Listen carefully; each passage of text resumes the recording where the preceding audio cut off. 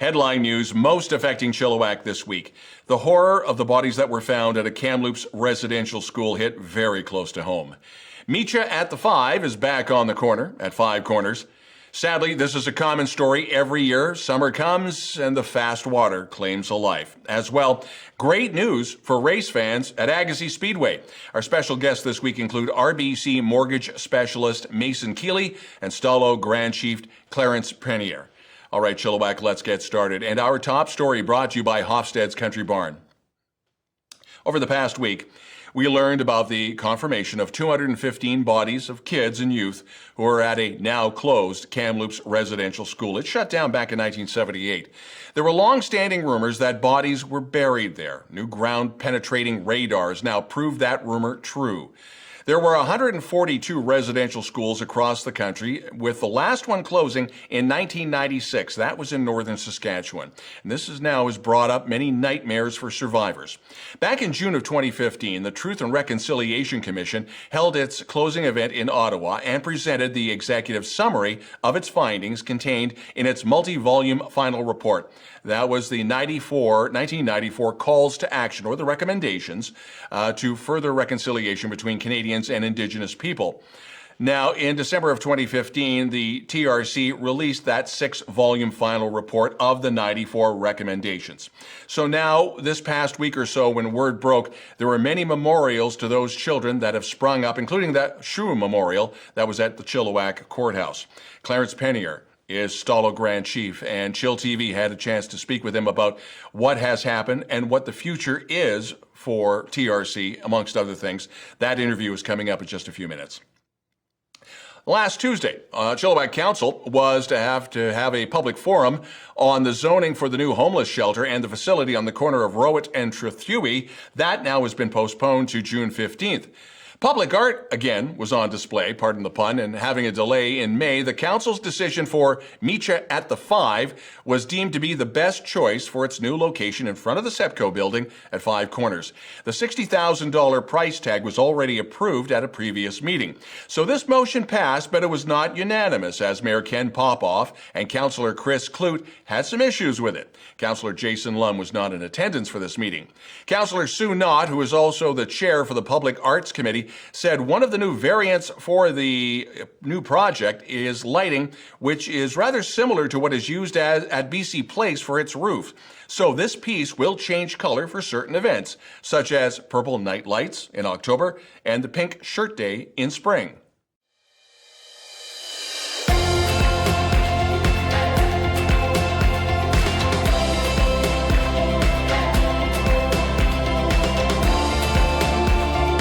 Nasi goreng is an Indonesian fried rice dish.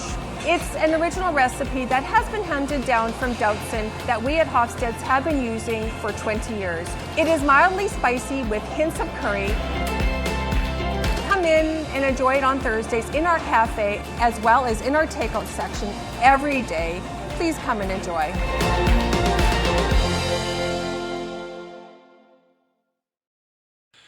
chillTV, Don Lehn, and Fraser Valley News and chillTV's News of the Week. And we're joined by Stalo Grand Chief Clarence Pennier. To say that this has been an emotional week is an understatement. When you first heard confirmation, because there have been years and years of rumors, especially with Kamloops, when you first heard that it's confirmed, there are 215 bodies there, were you feeling anger or vindication, or what was going through your mind? Well, I wasn't feeling anger because it just became sort of fact for me, because I spent 10 years in St. Mary's in Mission, and I did spend 1 year in Kamloops, where all the children were found.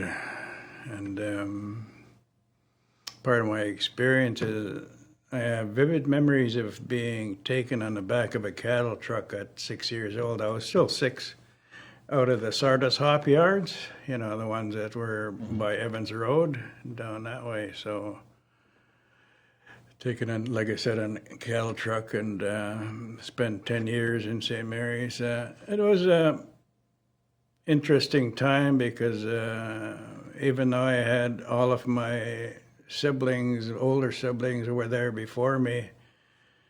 And one of the things that did was separated us. Even though we were in the same institution, we couldn't really associate with them at all.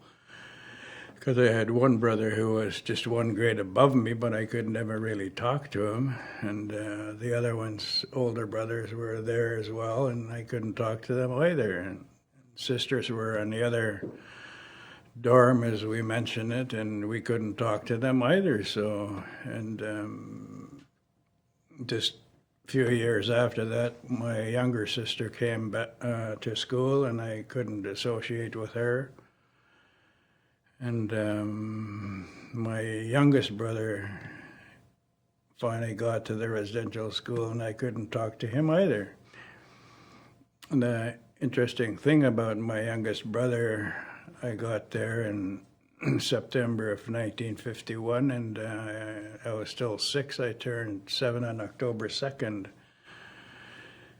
And I didn't know that he was born. He was born on my birthday, so he was exactly 7 years younger than me, but they couldn't tell us the news. And a month and a half later, my father was killed in a logging accident, and they wouldn't let us know either. So, you know, we couldn't go home and do the grieving process with him, for him. So that's part of the things that happen in residential schools. You don't really have any notices going home or coming to the school to you.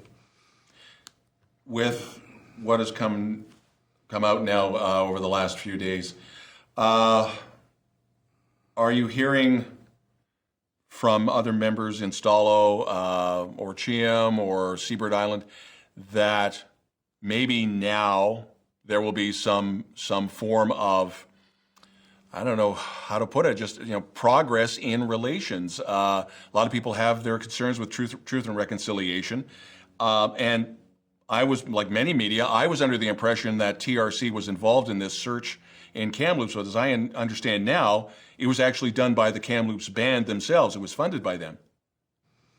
Yeah, that's right. They did it themselves, and I guess they must have applied for some kind of a grant to help them do it, and it probably didn't pay for the whole thing, so they would have had to pay from whatever grant they received, pay on top. So, and like I said, there are going to be other findings, and there will be some in St. Mary's. Because that's stories are there, and I just heard one bit of a story, and it's too bad that the person who told the story is gone on to the other side, and he talked about digging some of the, I guess, the graves, so to speak. So, and it affected him quite terribly. That's one of the things that happens at the residential schools. Whatever abuses you go through, whether it's physical abuse, we go through mental abuse because we're there and isolated from our families, and spiritual abuse. We're forced to go to church once a day and twice on Sundays, and sexual abuse happens, and it happened to me a couple of times from. So, you know, it becomes tough, and our people don't really want to talk about it. You know, after they get out of school, they go home and have children. They can't really talk to the children about it, and because of shame, because it happened, and they really don't want to make their children feel bad about it. So, you know, it stays within themselves, and I can say that about my own family. We never really talked about it amongst ourselves after we got out of school. We never really talked to ourselves in particular because we alienated ourselves when we were in there. So we were family in name, but not really getting along all that well. So, like I said, that's some of the things that happened to us. Chief David Jimmy has also mentioned not only St. Mary's, but a possibility of something being found at Kokalitsa. Have you heard the same?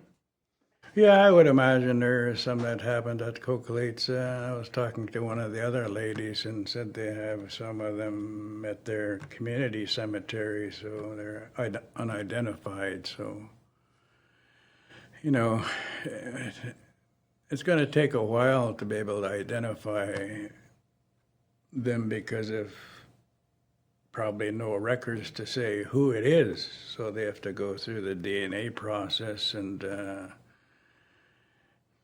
take DNA from a heck of a lot of people who went there, you know, or went home, and wherever home is, you know, because in terms of Kokalitsa, I know people locally went, but some came down from Nisga'a territory. I'm not too sure where else they would have came from, because it was an Anglican residential school. So, and we were Catholics. That's why we ended up in St. Mary's. We had two different religions. I would assume Stalo, amongst other nations across the country, are going to have some type of support services, counseling. Has something been set up with Stalo already that you know of?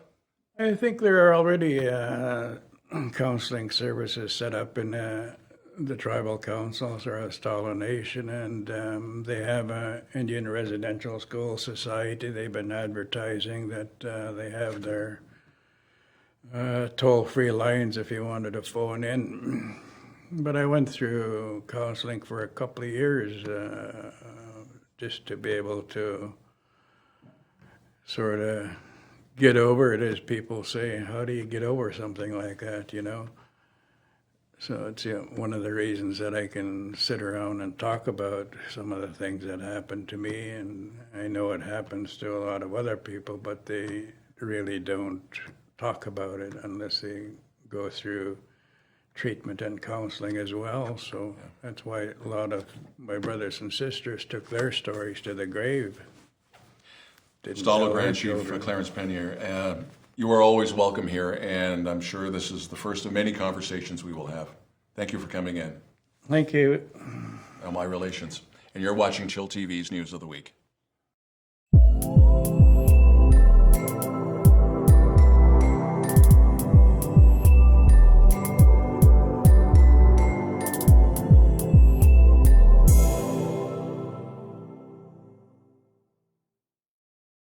The recent Victoria Day long weekend is the usual start for summer and sadly brings in water safety as a topic.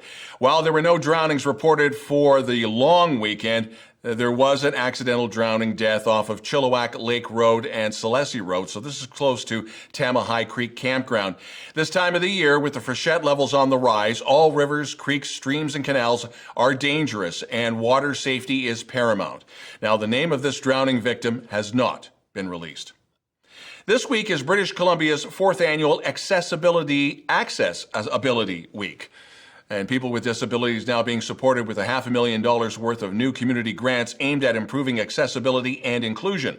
Chilliwack MLA Dan Coulter is the Parliamentary Secretary for Accessibility. He was part of this funding announcement. Coulter says that this is all about being inclusive, and this grant funding will support organizations across the province in removing barriers and creating local opportunities for British Columbians with disabilities. Ryder Lake Hall in Chilliwack, literally up the road from Ryder Lake Studios, where we are here now, is struggling to stay open due to the pandemic, and they're turning to the community for help to raise some $11,000 needed to survive. It's owned by the local Women's and Farmers Institute. It's been a place by locals and for locals to come together for weddings and potlucks, concerts, ever since 1963.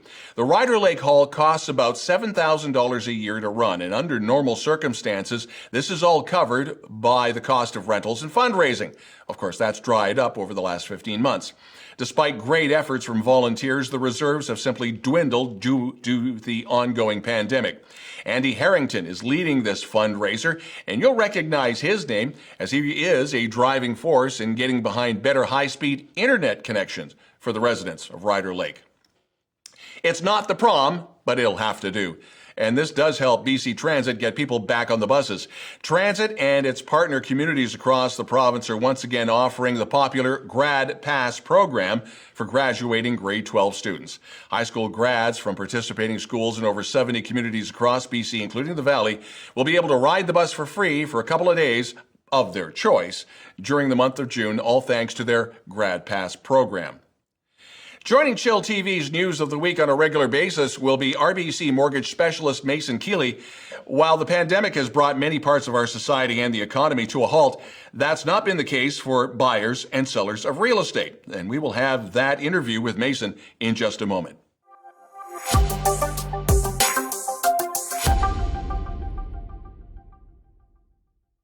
Don Lehn, chillTV's News of the Week, and a recurring feature that we will have with this gentleman, Mason Kealy, RBC mortgage specialist. Let's get right to it, Mason. Anything that's coming down the pipe for those who want to get into the real estate game in the Fraser Valley when it comes to mortgages? Are there any, I wouldn't say red flags, but just signposts that we should be keeping an eye on? Well, funny you should say that. There is something coming up quite soon. July 1st, the stress tests are going to be increasing, which means not people that are doing insured properties, but people that are putting their 20% down, it's going to be harder to qualify going forward. Is there more of a disadvantage for anybody who is self-employed as opposed to, regularly employed when it comes to getting a house going through that stress test? Oh, is there any difference? Yeah. No, the stress test is the same for regular employed, self-employed. The difference in those people is really their income. So the way that we calculate the income, small business people, you normally have to kind of average their income over a couple years, where people that are working T4, they tend to generally get the same income all the time. So. I'd like to get your take on, it just fascinates me. We're now into this pandemic for a year and a half, and you would think things would slow down, but every time I see something from Fraser Valley Real Estate Board, from CADREB, from all of these people, it's here's another record, here's another record, here's another record. Is this pumping up the tires, or from where you're sitting behind the desk going, yeah, no, it keeps growing? Yeah, the market is highly active right now. There's a lot, and you know what? It's not even just in one area. Like sometimes we'll see a blip where maybe a lot of people are buying rental properties, but maybe first-time home buyers are dropping off. But that's not the case right now. There's first-time home buyers. People that are upgrading, people that are downgrading, everything. It's happening, and I think the main reason, what I believe, is there's a lot of cash in the market right now. A lot of Eastern migration that's happening. People, properties that are selling in Vancouver, in Coquitlam, in Burnaby. People are getting a lot of cash for those properties right now, and they're coming out to the Fraser Valley with that cash. So, I mean, if you look like, 10, 15 years ago, when people were, selling a home and upgrading, they were maybe looking at, getting an extra 100,000, 150 to put their down payment down. And now those same people are coming out here with like 300,000 down that they're making from their properties. I'm even seeing a lot of clients, that I talked to just a year or two ago that just bought their places, and they're selling and buying bigger places and porting into it, just taking advantage. Yeah, and you mentioned a good point there about people moving eastward. Mm-hmm. I have heard from some realtors, and I'd like to hear your take on this, a bit of a, shall we say, a complaint that the commissions, while everybody who sells a house, every realtor that sells a house gets a commission. However, half of these deals seem to be done in Vancouver, and that money is not staying here in the Fraser Valley, let alone Chilliwack and the Eastern Fraser Valley. Are you seeing that, or are you seeing something different on that map? Well, it's probably true. There's when people are selling their houses, like say like someone lives in Vancouver, they're selling their house in Vancouver and they're planning on moving out here, a lot of the time the realtor that's helping them sell their house there will capitalize on their purchase when they're coming out to the valley. But as far as being a mortgage specialist, I take care of a region. I'm generally taking care of Chilliwack and Abbotsford. And I always partner with local realtors. So if I have a client out here that needs to, get some advice on the market and help with that process, I'll always bring in someone local in the area to help them out. So, and I think other mortgage specialists are similar. They do the same thing because we want to build partnerships going, because they'll bring us in when they need mortgage advice for their clients. RBC mortgage specialist Mason Kealy, the first of many talks that we will have on chillTV's News of the Week. Thanks for stopping by. Thank you very much for having me. I appreciate it. You're welcome. And you're watching chillTV's News of the Week.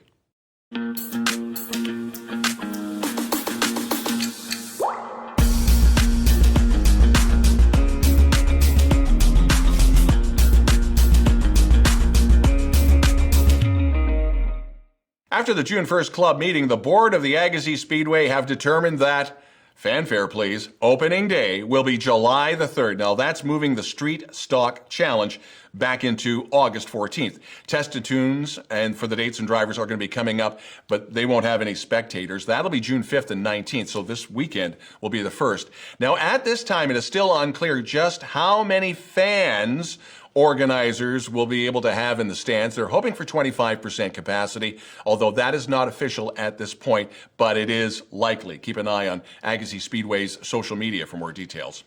RBC Wealth Management Dominion Securities returning with the presentation sponsorship for the Fraser Valley Healthcare Foundation's annual Golfing for Your Hospital tournament. For as in the golf vernacular. The September event on September the 9th will be hosted at the Sandpiper Golf Course, and just watch the Fraser Valley Healthcare social media for more information.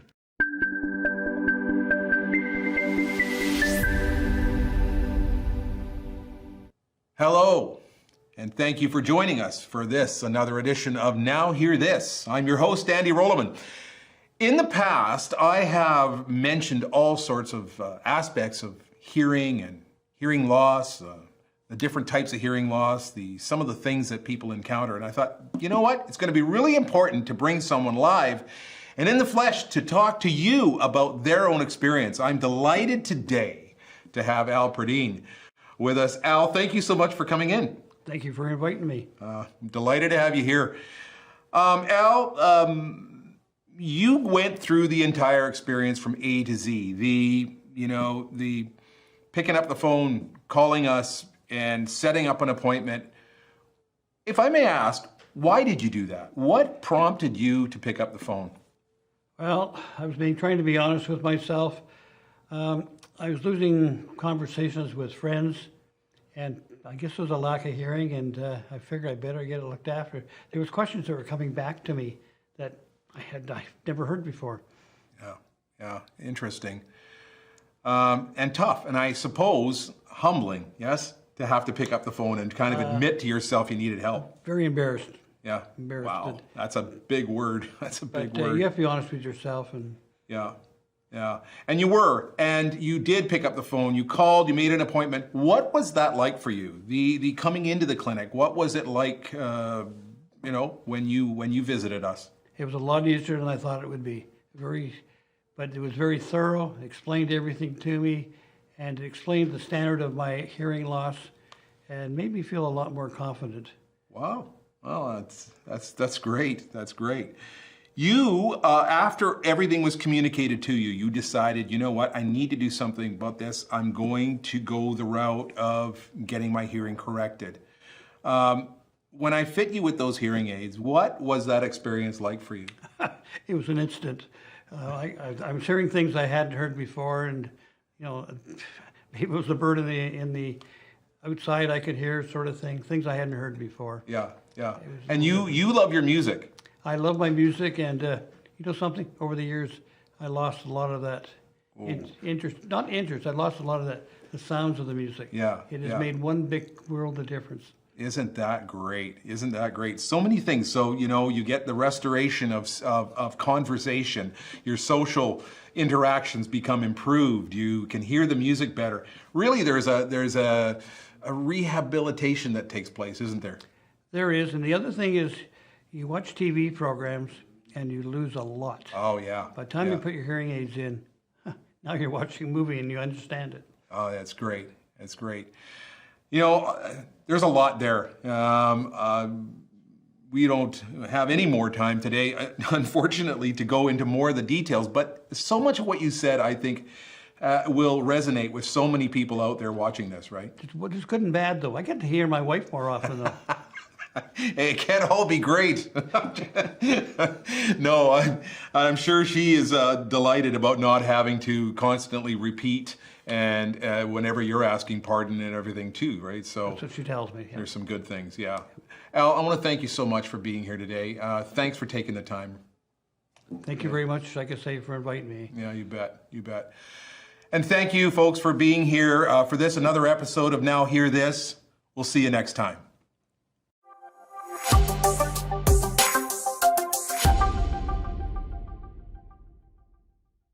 chillTV weather after this week of sun. It's warm, late spring showers for the weekend, although a muggy high of 17. If you'd like to participate in reporting and news in Chilliwack and you have a story you think we should know about, you can always send us a note to news@chilltv.ca, and we'd love to hear from you. And on a personal note from the entire cast and crew here at chillTV, we have some sad news. Someone you never got to see on air. Lola the dog. She was our mascot. In fact, her dish is underneath the camera. We lost Lola this week. So Lola, we miss you. That's the news this week. For Lola, I'm Don Lehn.